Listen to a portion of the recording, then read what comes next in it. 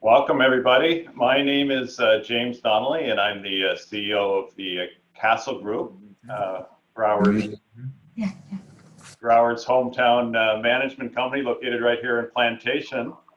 And I just wanted to give you a little context. Good morning, everyone. This is going to be extremely brief since we're at the time. All right, I'm just going to give you a little context before we introduce our amazing guest today. When the COVID coronavirus crisis happened, we got so many questions from all the people who live in our communities. And so we started a series of coronavirus webinars that happened every week and then every other week. And there was such a hunger for information, we kept it going. And we have about 80,000 people that live in our communities in Broward. And so we thought, well, we'll put on a Broward one. And I asked the mayor and the CEO of Broward Health and our superintendent if they joined, and they were so gracious that they said yes. So we basically just turned it in to anyone who lives in Broward, welcome. And so we're really excited to have our amazing guests here today, including our mayor of Broward, Mayor Holness, welcome. And of course, our superintendent of schools, Robert, you've been a little busy this week, so we're anxious to hear what's going on in the schools. And of course, our CEO of Broward Health, Gino Santorio. Gentlemen, welcome. And I also want to thank a bunch of people who jumped in when they heard we were doing this and shared our social media and really got our attendance up today. The Broward Workshop sent this out, the Broward Alliance, or the Greater Fort Lauderdale Alliance, our Chamber of Commerce, United Way, and we had the CSE, and they all jumped in there, and including, of course, Community Foundation, of which I'm the chair. And I want to do a quick welcome to our new CEO, Jennifer O'Flannery Anderson, who I think is watching it. So Jennifer, welcome. So today, what we're going to do is really give each of our leaders a chance to tell us what's going on in their part of our world. And then that's section one. Section two is going to be, you gave us questions when you registered, and I kind of synthesized those into questions that I can ask our leaders. And then you're welcome to chat in at any point. We do have someone monitoring that. And then finally, I've got some kind of closing questions that I want all of our Broward leaders to answer. But before I do all that, I want to really recognize a leader and a legend and a mentor for me, and someone I looked up to who passed away this week, and that's Rick Case. And I know almost everyone on this webinar right now, either he was a friend or a mentor, or you bought a car from him, or you drove behind a car that had his name on it. And he was an amazing man, amazing leader, built an amazing company, has an amazing family, and what he and Rita have done for our community has just been remarkable. We've had several moments of silence for Rick this week, and I felt he probably doesn't like that. He was a high energy action guy. So Mayor and Robert and Gino, I think you join me in sending our best to the Case family. We certainly do. Absolutely. Okay, so I'm going to jump in here. Just quickly, if you have any technical issues, we have found in our Zoom webinars, the best thing is just to log off and log back on. And if anything comes up and you need a question, or if anything is mentioned by our leaders that you want follow up on, you're welcome to email info@castgroup.com, and we'll get it to the right person. And so with that, I think that we're going to start, Mayor, with you. You know, everyone wants to know when we're going to reopen this county, and I think my mom and dad up in Ottawa, Canada, are watching, and they're waiting for you to give them the okay to come down and visit. So, Mayor, give us a 5-minute update on all things in the county. You're on mute, Mayor. Thank you so much for the opportunity to join you. And we certainly welcome your mom coming back down. Canadians provide a great lift to our economy, and we're grateful for the trade that we have with Canada, our #1 trading partner. We look forward to her coming down. And you can tell her that we're making progress in our efforts to fight COVID-19. In fact, for the last 14 days, more than 14 days now, we've had positivity rate of less than 5%. And I'll just jump into the fact that we issued just a short while ago, Emergency Order 2025 that basically lifts some of our restrictions so that your mom can come down and have even a better time than she would otherwise. So I'll get into some of the changes that we've made, and it's not about 1 hour, 15 minutes since we put this in place. What we're going to allow for is banquet space to now be utilized at 50% capacity. The restriction that there be no more than 100 people in a room. So I know that Signature Grand is going to be somewhat happy. I know we're not giving them full capacity. Many of our hotels will also be happy that we're doing that. We are allowing for restaurant counters to be used for seating. We had restricted that before to where you couldn't sit at a counter in a restaurant, so long as there's no alcohol sales that are going on at that counter. And also that they have some sneeze guards in place between them, the patron and the server. We are also allowing for restaurants that have billiards and games to operate those billiard and games in their facility. We are allowing for live entertainment in restaurants, so long as there's at least 10 feet between the patrons and the performer, and that we continue to take the safeguards that we need to take in order to maintain the CDC protocols and allow for the safety. We're also now allowing for organized sports such as Little League games and high school events for sports in Broward County. We're allowing that to happen as we didn't have before those requirements, allowing for that before. Now we're also allowing for children under 17 not to be restricted to just 10 in a group. And that's going to help us with our daycare centers. That is very important for us. And I know that Superintendent Runcie and I have spoken before that one of the weaknesses that we have right now is that many of our daycare centers and early childhood learning centers have been shuttered because of COVID-19. And we're looking to see how we can support them there also. Our parks will now be open for organized sports also, and non-organized sports with spectators, so long as there is less than 10 person in a non-organized event. And for organized events, we still expect that when they are not actively engaged in sporting activity, that they have their facial coverings on and allow for social distancing.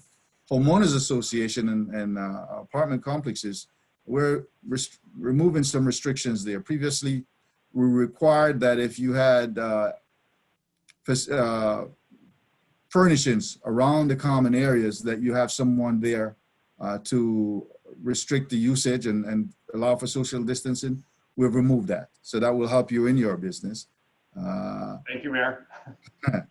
We are also allowing for guests to be able to visit these facilities and utilize those facilities. So that's some of the update that we have that we're doing at this point in time to assist in reopening the economy. We've just passed our budget recently, $7.4 billion. We are really actively positioning ourselves for recovery, primarily from capital improvements that we have on the way at the airport, seaport, and in our transportation system and roadways. We passed earlier this year $150 million expenditure to allow for our roadways and traffic program to move forward with the penny tax. That has been a great help for us. That will create about 1,488 jobs. As we go forward, coming out of this pandemic, I think one of the things that we can utilize to help us revive the economy is the infrastructure improvements that we have on the way and how we can enhance that and move that forward. And I know my 5 minutes is probably up, So I And want when you're the mayor, you get to do that. thank you. Thank you very much. But we're doing very well. The people of Broward County have responded positively. We've worked closely with our medical professionals. I'm glad to see Gino is on with Dr. Tachi in ensuring that we're utilizing the right data and that we're following the science to get us back to where we can reopen fully. Excellent. Mayor, thank you very much. That's exciting news. And I really appreciate you delaying the release of this good news to right before this webinar. That was very kind of you. Okay, Superintendent Runcie, there are a couple people on the webinar today that may have some interest in the schools. So give us an update, please. Just a couple. Well, thanks, Jim, for putting this together. And since I'm following up from Mayor Holness, I want to certainly thank the county for assisting us in a couple areas. One of those is helping to fund to make sure that we will have a nurse in every school. Most schools will have 2. Some may have more than that. But the county's providing about $3.2 million out of the CARES Act to ensure that we have that critical resource in every one of our schools. They've also provided some assistance to us financially to help support our feeding to families. Since the pandemic in March, between March and the start of the school in August, we served somewhere around 3 million meals out to the community. And so that's been very helpful. So we enjoyed a partnership with the county. We've really been focused on 3 different strands, right? So since we closed in March, we had about a week to pivot to e-learning. You know, some of it was good, some of it wasn't. It was inconsistent, partly because, you know, teachers didn't have a lot of time to do that. What I'll tell you is that Broward County had been engaged in blended learning long before COVID. We made investments in the infrastructure.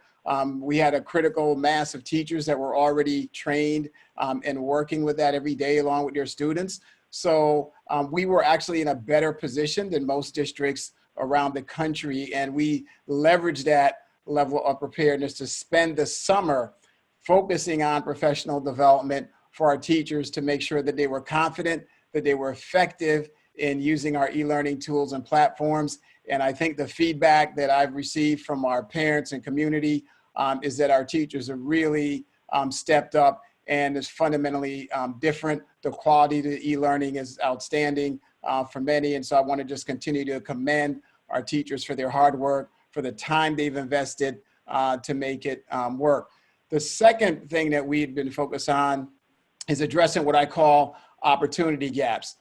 First and foremost, making sure that every single student had a computer. We issued over 120,000 computing devices. We also worked with AT&T and Comcast to provide low-cost internet services for families between $5 and $10 that will per month. That will continue. We also recognize we have a number of students with housing insecurity, homelessness. We have about 5,500 homeless students in Broward County. So we purchased and provided to them free mobile hotspots so that they can have those. So they got their computers, their mobile hotspots so that they can stay connected. Third area that we focused on there was also food, which, mental health services.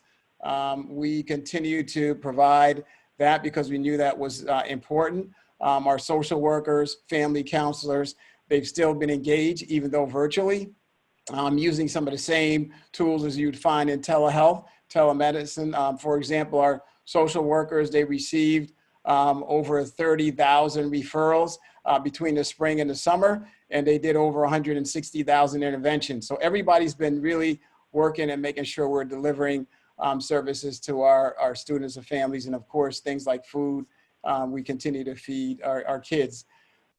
So our third area of focus, which we've been planning on since the spring, is when and how we will return to brick and mortar.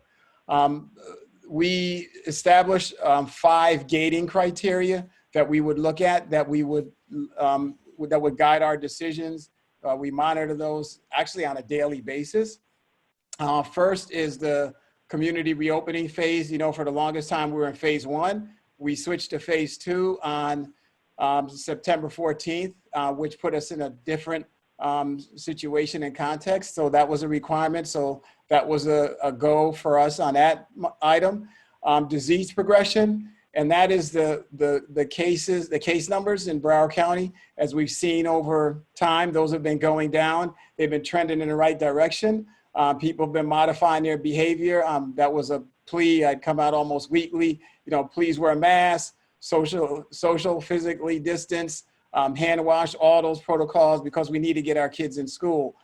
Third, the ability to manage the spread, which is, the infection, which is testing in the county. That has continued to improve. This week, we got commitment from Broward County Department of Health that they would provide priority testing for our public schools. So anytime we have any issues that come up, whether there's a case that emerges in the school, where there's a classroom or it's an individual student or an employee, that will get priority testing, turn around within 24 to 48 hours. There are about 11 sites we can go to. The reason why that's important is that it allows us to maintain as much educational continuity as possible. Without that, you're shutting down for 14 days or longer every time you find instance. So that's a good one. Disease progression, we mentioned that, the numbers there as well. The positivity rates down, health system capacity, Gino will talk about that, but that's been trending positive. And then finally, our district safeguards. That's our ability to put in place all of the resources we need to make our schools as safe as possible. That's signage, plexiglass, electrostatic misters, which we're using that technology to help clean our schools, cleaning supplies, appropriate PPE. We've been stockpiling like crazy since last spring. Anything we can get in terms of PPE, we've been putting that together. So we're in a good place. And this past Tuesday, we came to some consensus with our school board that we would move to open our schools under the following scenario. Starting Wednesday, October 14th, 15 and 16. So 3 days that week, we're going to welcome back on our campuses and into our classroom students in pre-K, kindergarten, first grade, sixth grade, ninth grade, along with our ESE. These are special needs students who are in self-contained classrooms and schools, including our 5 center schools. On Tuesday, October 20th, all remaining students of families who've elected to return their children to our school campuses will be welcomed back into our classrooms. So just to give some perspective on what that's going to look like, students will follow their schedule, including going to each of their teachers' rooms. There will be staggered releases during class changes so that we don't have high traffic and congestion in the hallways. We have signage to modify and control movement in our hallways, in our stairwells, as well as physical distancing for class transitions. There are basically 3 populations that we're going to frame our work around. One is the general education population, which includes our ESE students that are in an inclusion. They will follow their schedule, as I indicated, move from class to class. Students are required to wear a mask, as well as all the adults there, so parents should take note of that. Teachers will be teaching to the students who are learning remotely, who've elected to stay at home. They'll be connected through the cameras and a video conferencing system, which we use. The system is actually called Teams, Microsoft Teams. Then there'll be students who've elected to come on campus. They'll be sitting in that same class. They don't have to get on video conferencing, obviously, because the teacher's right in front of them, right? So they'll be able to interact, hear the teacher, talk, and do whatever they need. And the students who are learning remotely will have the benefit of listening and seeing everything else. The students in the classroom will have to have their computers with them, just as the students are at home, because the computers are used to access our learning management system called Canvas, which is where all the work happens, right? That's where students will access digital resources, including their textbooks and other instructional materials, and submit assignments. Second group is our early learners, right? So that's our pre-K, kindergarten students. They will have more modified classroom. We know those kids need a lot more attention.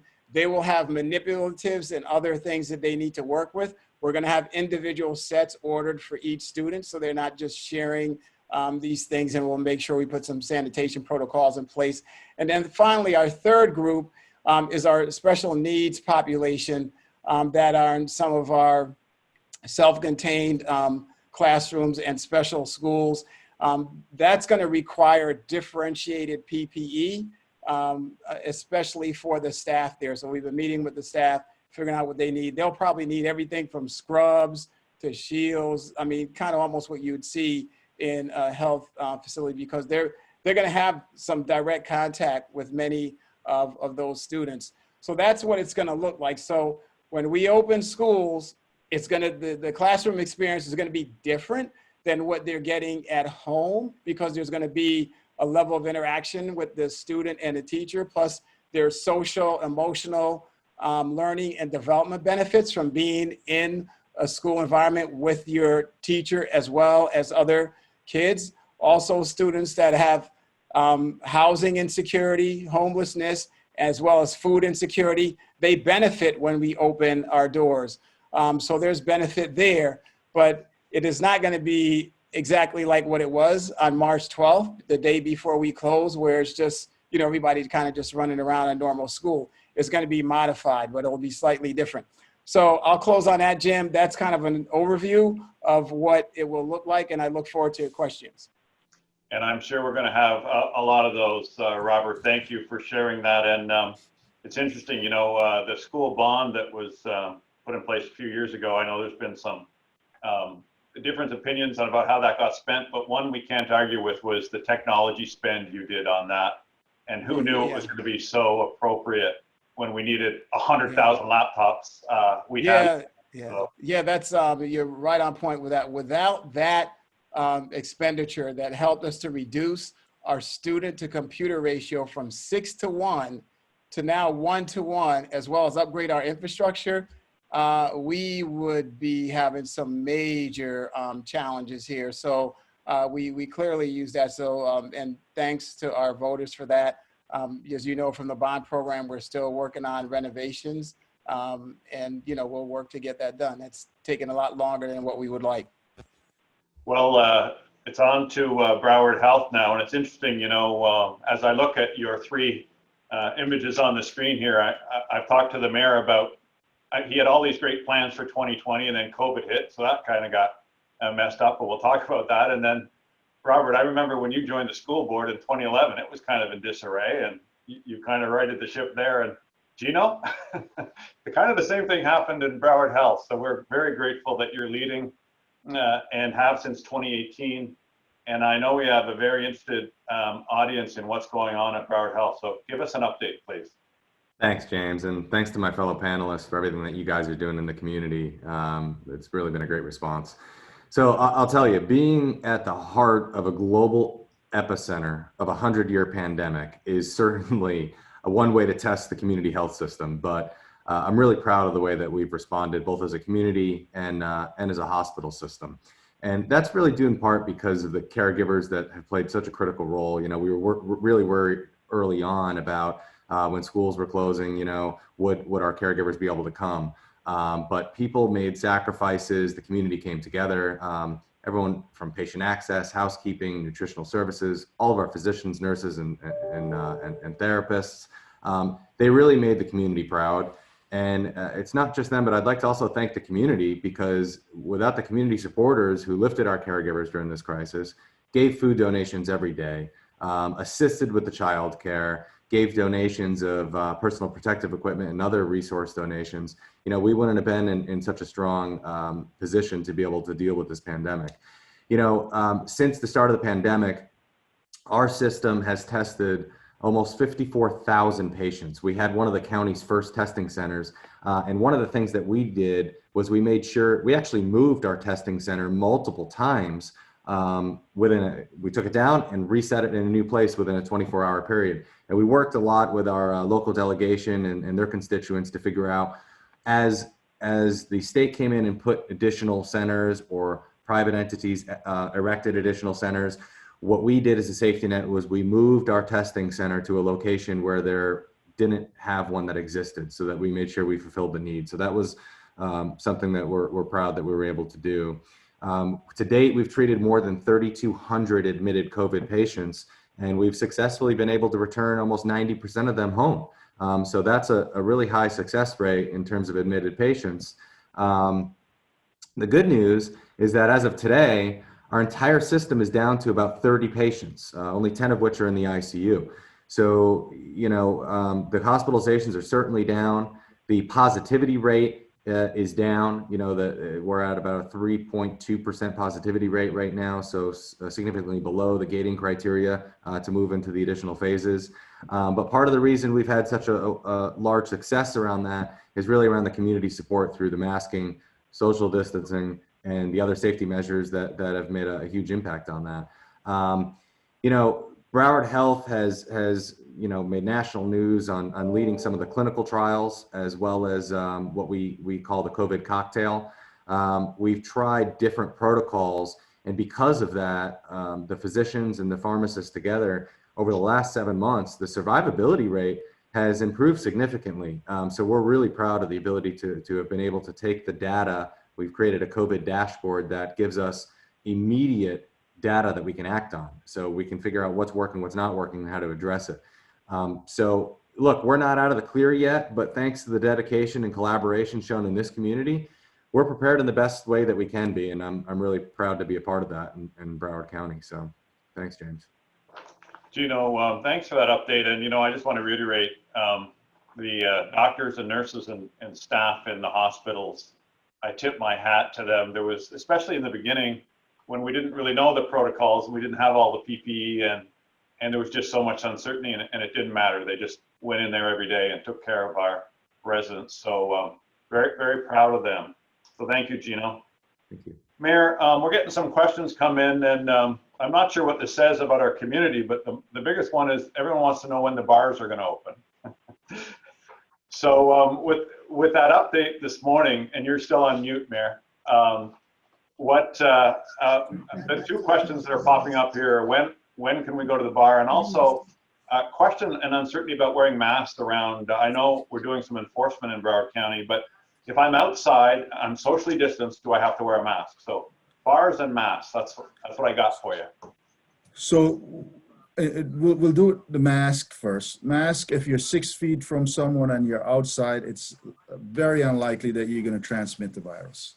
So we're not requiring you if you're 6 feet away from someone else.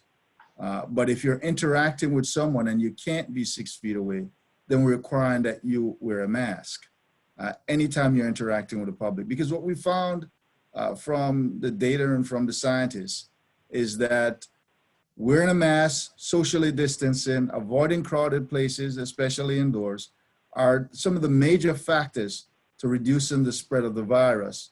And of course, utilizing the sanitization of your hands quite frequently and not touching your eyes and noses are also critical. So on that note, we're not enforcing it, but whenever you're interacting with the public, we expect that you're going to wear a mask at all times.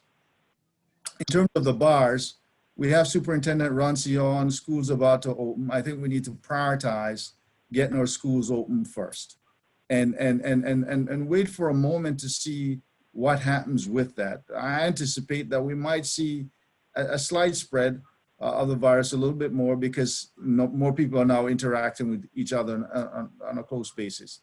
So bars and clubs, for now, we haven't opened them. We need to see what happens first with our schools, in my mind, before we get to bars and clubs. And we don't want to keep people from doing business. And if we ever get to that, we're probably going to look to see how we reduce the capacity. Because what we've learned is that if you're in a bar or a club and you're close to each other, there's no social distancing, no wearing of masks, because people are drinking, sipping their alcohol, so they're not likely to wear a facial covering. and they usually tend to speak loudly because the music is playing, you're going to be expelling that virus, and it becomes more contagious for the people around you. So that is our reasoning for our rationale for not opening bars and clubs at this point in time. If we continue to see the reduction in the spread, then we can really get to that. Mayor, just for clarity, what else other than bars, what else has to happen for us to be full phase 2 open? Well, basically, if we're below 1% positivity, then we can open quite a bit more. And there are several gating criteria that we look at. Some of them has to do with hospitalization. What's the capacity within the hospital? We have capacity now. We also look at people showing up at the hospital for COVID-related illness or symptoms. So those are a couple of the other criteria, but the biggest one is the positivity rate. When we test, how many people are testing positive? What percentage of those that are being tested are testing positive? Generally below 5%, it gives you a good chance to open. Below 1%, it gives you a lot more opportunities to open because the spread is reduced. And until we get a vaccine, we have to be cautious, because if we don't do so, then the spread increases. People might be afraid of going out and doing business, which then reduce the economic output that we have because people are not spending money, or we might have to reverse what we've done so far. Okay, Robert, questions coming in here on a couple things, and I'll just list a couple of them when you have the floor here. Busing, and what happens if I decide to bricks and mortar? My children go to school, and then I change my mind. So how are you addressing busing? And what if I want to go virtual to bricks and mortar or back? Can I change my mind as a parent? Yeah, so as far as busing is concerned, we're going to have reduced capacity on our buses. It's going to be about 50 to 60% lower than normal because we're trying to create some distancing. All students on buses were required to wear a mask. There was only going to be one student per seat. So that's our approach for dealing with transportation. So we'll have that piece in place. The selection to go to brick and mortar, you can make an adjustment anytime and go from brick and mortar back to remote learning should you decide to do so. But if you select to go to remote learning, e-learning as we call it, you have to stay with that mode of learning until the start of the second semester, January 7th. Okay, and I also see a lot of questions about aftercare. I know we have a lot of parents on the line. Any Yeah, so all our before and after care operations will open at all schools as they have normally been. So we are working with not only our own staff or the ones that we provide through our staff, as well as our private providers, but that will be available at all of our schools as we've had traditionally. Of course, they're going to be putting in different types of guidelines and protocols to ensure safety given the pandemic requirements. Excellent. Gino, big question in everyone's mind, and certainly my belief is this won't be over until we have a vaccine. We may get our numbers down, but they aren't going to go to zero. Can you kind of give us the state of the world on vaccine and I am going to hold you to an exact date it will be available. No, just kind of give us your thinking on when these things will come to market and how we would distribute them. Yeah, that's certainly the $1 million question. I mean, there's nothing definitive in terms of dates, but we do expect the federal and state authorities to triage the supplies once they get them. A lot of the manufacturers, there's 5 right now that are in phase 3, which is the final phase of vaccination trials. So that's a really good sign. As the supplies increase, we would expect availability to go to the individuals that are likely are the most at risk first. That's generally what they do. But we are prepared right now in looking at the vaccinations and the requirements in terms of how do you store them. We've actually already created storage facilities for them that can store them up to -70 degrees, which is required for at least one of the 5. So we do feel they'll be effective. That in conjunction with the masking and taking some of the lessons learned about social distancing and proper hygiene and ensuring you wash your hands, et cetera. A lot of that is going to be important in the future. But we're excited about getting the vaccine. One thing, now that I have the floor, I will say is that it is going to be critically important this year to ensure that people get the flu vaccine as well, because you can get both COVID and the flu vaccine at the same time, and having 2 respiratory viruses at the same time is going to be obviously not a good thing. So stopping the spread of that will both increase our ability to maintain capacity from a hospital standpoint. It's also going to improve the community health. So I would encourage people to do that. That's a good point. In fact, I had that deep down in my questions here, Gino, so I'm glad you surfaced it. So I'm not waiting for a COVID vaccine. I should get the flu vaccine now. And Absolutely. when the COVID vaccine comes out, that's a different decision in the future. Absolutely. Okay. Mayor, I've got some questions coming in here about the airport and the cruise port, and I'm just going to throw in the boat show while I give you the floor, and you're still on mute. So tell us what's going on in the cruise port and the airport, and is the boat show happening? I think I heard it is. So in terms of our cruise, the cruise industry is pretty much shut down at this point in time, unfortunately. But I guess it's something that we need to do. We're fortunate to have a port that have a very robust mix of revenue, in that though we are the 3rd busiest cruise port in the world when we're operational, we also have a large amount of cargo coming in.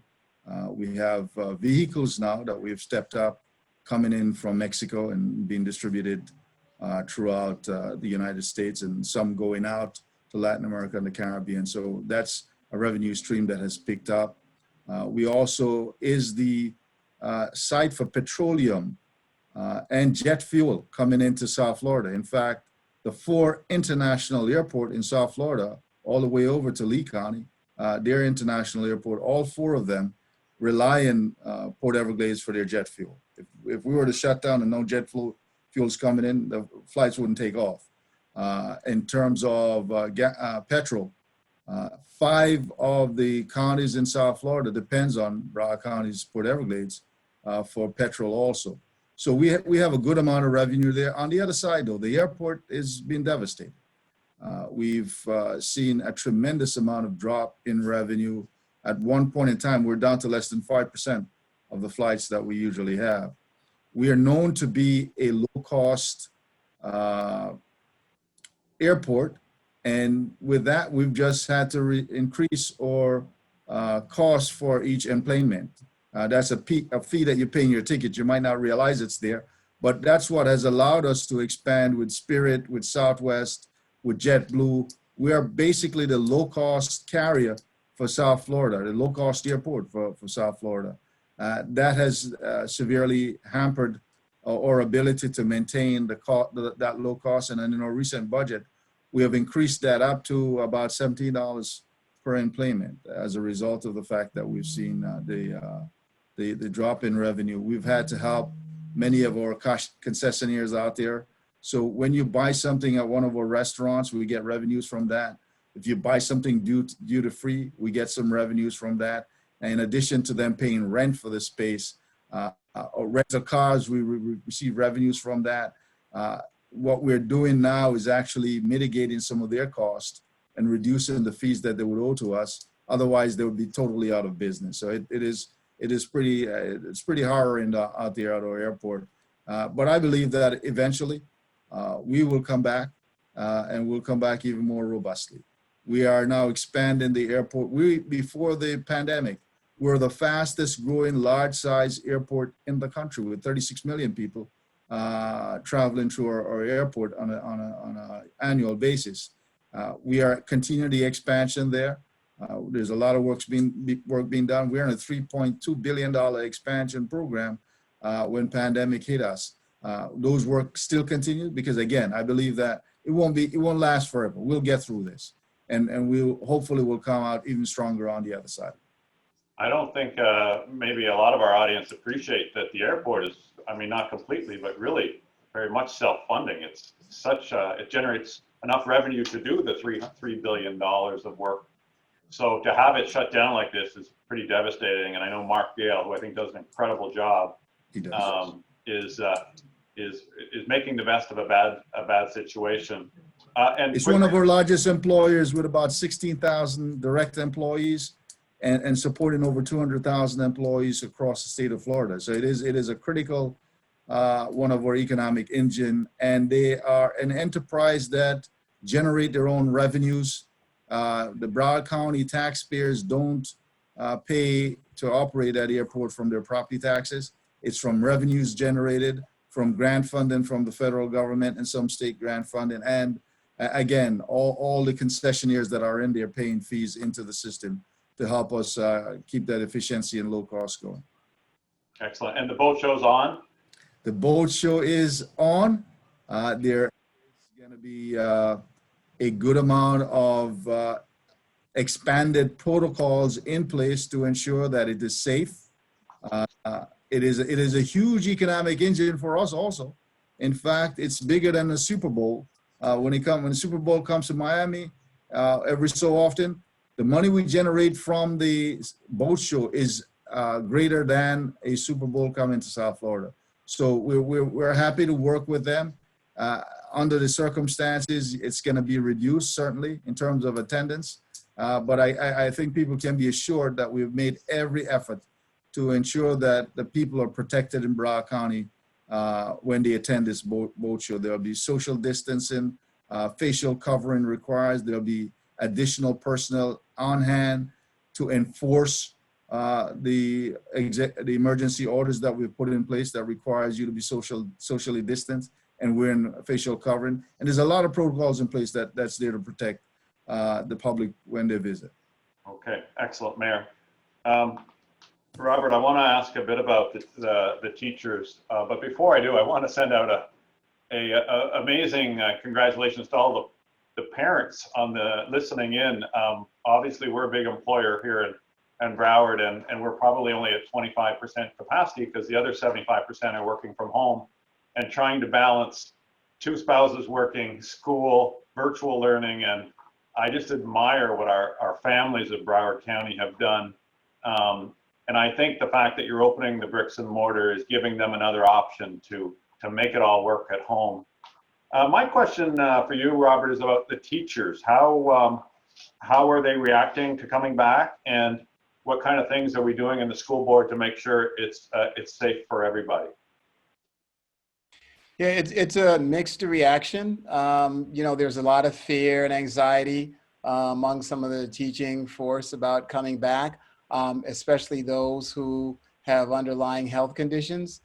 So we're working to try to put a process in place to take those things into consideration. But at a basic level, we can't open schools unless we have adults that are actually going to be there. It's just simple reality that we face. We've always stated the conditions under which we would open schools, and no one really said much about it until the day arrives and you're faced with that reality.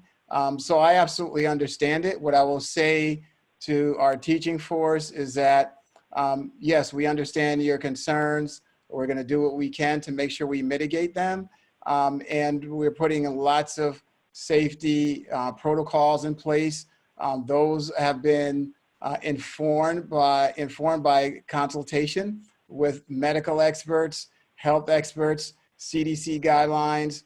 All those things are being put in place in our schools, and it's based on science and the facts that we have. So I believe our schools will be safe. We have board members, we have staff, we have school leaders. We all have children and we all have family who work in the district. So we obviously want this to work and be safe for everyone, and it will be, but I do appreciate the concerns. We're going to try to provide opportunities for alternative work assignments, which means working remotely for some. We've got to work that out on the school by school basis. I can't guarantee that for everybody who desires to have that, but I know there will be some. It's probably going to be limited, as you can imagine, because we need to have staff in our buildings in order to open our schools up. Again, I want to certainly recognize and commend the quality of our teachers here in Broward County and the tremendous work that they have been doing to step up and deal with e-learning. And many of them have their own challenges, right? They have their own kids and families that they're dealing with. So just as you mentioned with your workers, Jim, they have some of those same challenges as well. We have to certainly be cognizant and recognize that also. Thank you, Robert. Gino, two things I wanted you to touch on. One is visitation in the hospitals. And secondly, I don't think everyone appreciates, just like with the airport, that, the hospitals are a business, and when COVID hit, your revenues took an incredible hit. And in fact, I believe you're now encouraging people to come back and have whatever they've been delaying medically to be done. So visitors and kind of the economic hit the hospitals have taken because of COVID. Yeah, so as far as visitation goes, we have a visitation committee that's exploring allowing visitors on a more regular basis, potentially starting as early as next week. And that's really dependent around the positivity rate. The importance of ensuring that we restrict visitation in the hospitals is specifically for the second question you asked me, which is we need to make sure we maintain the safest environment possible for people to be able to come to our facilities. With the adequate level of personal protective equipment that we have, thanks to our team that's been able to secure that on the front end, we deal with infectious diseases in a normal basis in terms of hospitals. That's what we do. And we have clean wards, and we ensure that we have, isolation techniques. So it's really a safe place to be. The transmission's not really happening in the hospitals. What's not safe is putting off care that's necessary. Quest recently did a survey that showed that cancer diagnoses are down 40% since the start of COVID. As you know, the later you identify a cancer diagnosis, the less the likelihood of a successful remission that you're going to have. So we're really encouraging through our telehealth visits. We have those available. Nurse Connect, we have a nurse available to answer any questions and navigate to make sure we do it in the safest way possible. But we want people to go back so that they get the right care.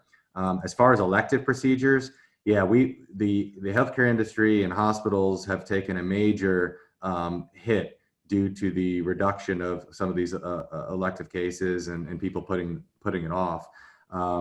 Thankfully, we were in a very strong financial position before COVID. We were ahead of budget significantly, so we were able to weather the storm without impacting our employees in a negative way. But we would like to see people get back, because that's what's, if you look at the biggest impact of COVID, it's on people that have comorbidities and that were ill to begin with. So the number one thing that we can do is get our community healthy. That's the best way to really impact this.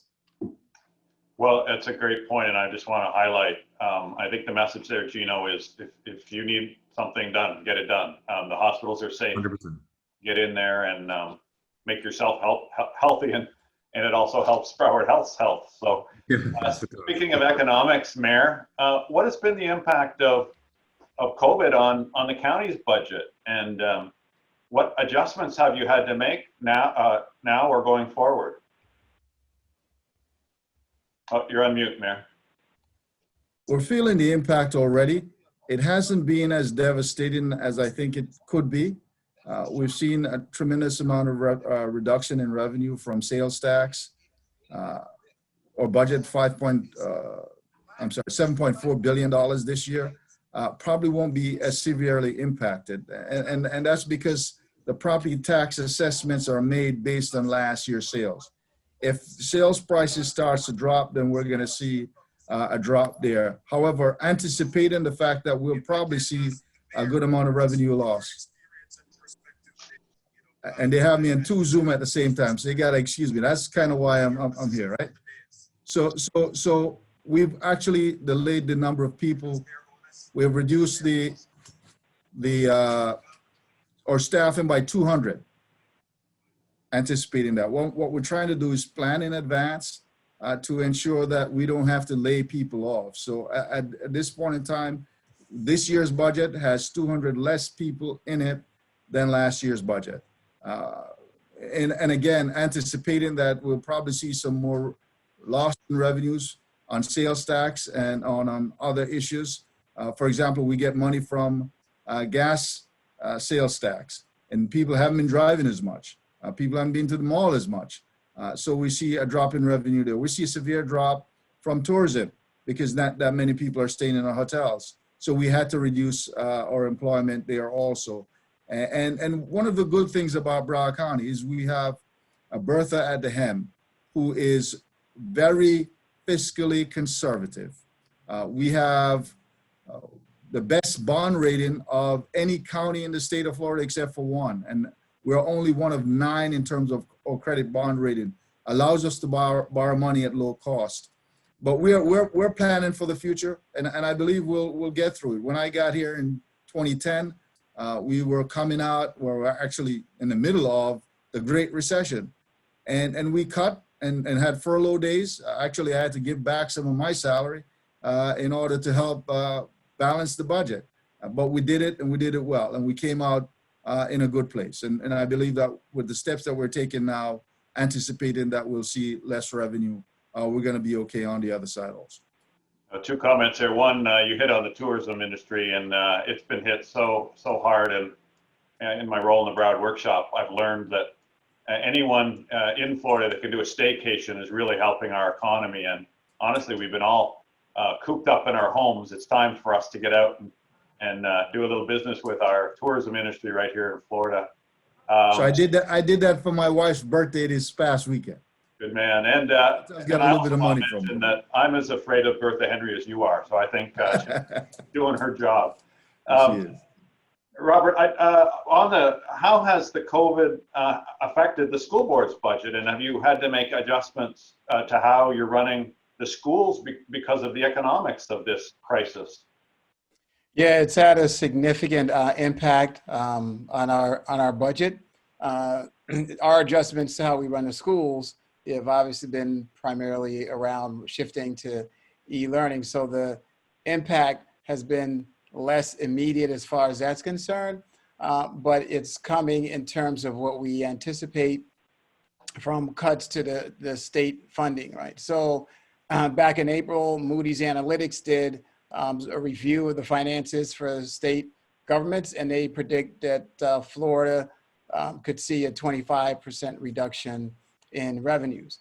So we believe that we are going to face a significant mid-year cut, that it will be done after the election. That's just the politics of how this stuff apparently is working. That occurred back, I think back in 2008, 2009, they did the same thing. It was, some mid-year cut. And that could be substantial. It can range anywhere from 35, 40 million to up to about 120 million. With something of that magnitude, we're going to be forced to actually impact our classrooms. But what we've been doing so far is that we have put a hold on filling anything other than critical positions. We've frozen all discretionary spending, and we're trying to preserve as much money as we can in our fund balance in anticipation of what will happen when we have this significant mid-year cut, which is why we have been lobbying along with school districts across this nation to put a component in the next appropriation for coronavirus relief.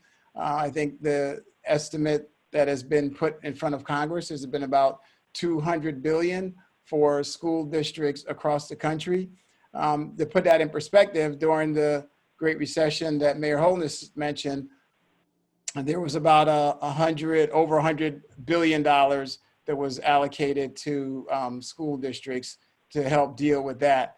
This we know is magnitudes of challenges beyond that. So hopefully there will be some relief through that to offset it, because we know how essential our schools are to keep those entities running. It's primary for obviously providing all the needs and everything that we do for our students, but we know it's important for our families to be able to get to work and to get our economy moving again as well. Thank you, Robert. Gino, what's the one thing that COVID has taught us that will make permanent in your world?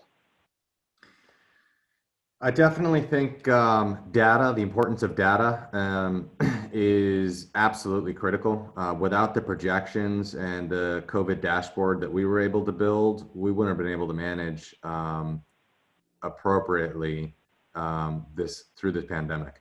I mean, having the knowledge to know specifically what zip codes are impacted, which comorbidities are most likely to result in a hospital admission if you get COVID. Items like this were super helpful to us.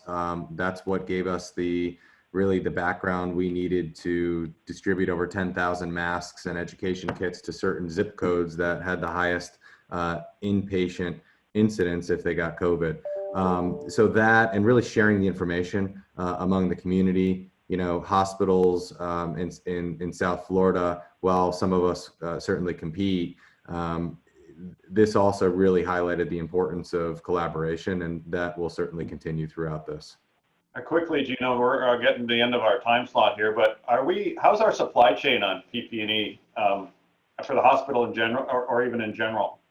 So very good. So for our system, we have a stocked warehouse, and that will remain stocked. We have some really good suppliers working with us. We've been able to source items from new suppliers. There's new suppliers popping up almost every day. From a hospital perspective, I sit on a CEO call with South Florida CEO hospitals, and everyone is pretty comfortable with the supplies that they have at this point in time. So I think that that was certainly a lesson learned for supply and demand. Robert, one thing that you'll make permanent that you've learned from COVID in the school system? I believe e-learning, remote distance learning is here to stay for some families, to provide them the flexibility. For some students, it's a better learning modality. They could do that. At the same time, they can still participate in school activities, band, athletics, but they could learn remotely if that suits them and their families. So I think that is going to be a permanent fixture for us going forward. That's excellent. Mayor, I've never seen anyone juggle two Zooms at the same time. That's pretty impressive. I wanted to ask you, Mayor, we don't have enough time on this call. It was really an update call, but the social unrest that's taken place in our country has not, Broward County has not been immune to that, of course. And you've got a couple of initiatives that I just wanted you to touch on before we end, and maybe we could do another, larger program just on that issue. I would want to give it the time that it deserves, but I think I would be remiss to end this webinar without you giving us a little lens into the initiatives that you've been thinking about in response to the current situation. Mayor? So we really need to address the underlying issues that exist within our country, where a group of people have not have the ability to fully assimilate, to have full opportunities, and it's reflected in our numbers. We have 6 zip codes in Broward County that have extremely high poverty and high unemployment, and guess what? They're Black communities. They're primarily Black zip codes. So something's wrong that we need to address. When I am twice as likely to be stopped for not wearing a seatbelt as someone who is white, there's something wrong. If I were to shoplift and go before a judge, I'm going to get 20% longer sentence than if someone was white. Something's wrong.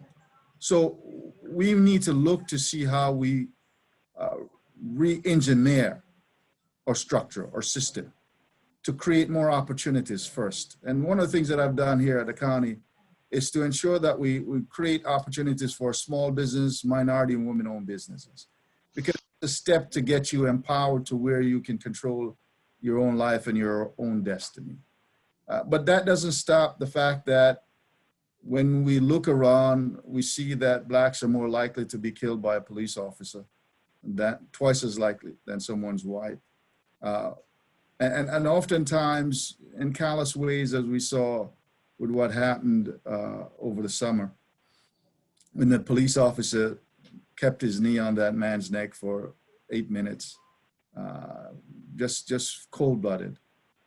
So some of the things that I'm doing right now, we have actually an agenda item that will be up on our next meeting to put together a police criminal justice oversight board that will look at policing and look at how our criminal justice system works all the way from start through the end, not just a portion of it, because police is only one segment, and put a dashboard together that shows transparently what is going on.